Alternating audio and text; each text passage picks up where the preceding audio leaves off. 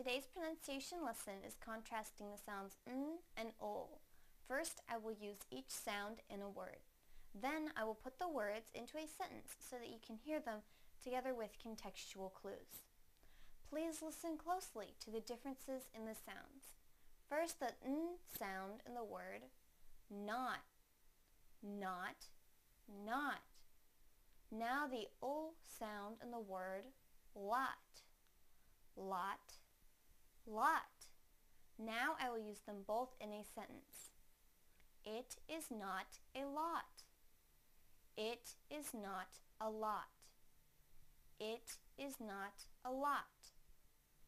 Thank you for watching CartoonEnglish.tv's pronunciation lesson. Come visit our website for free lessons, games, and chat. Bye!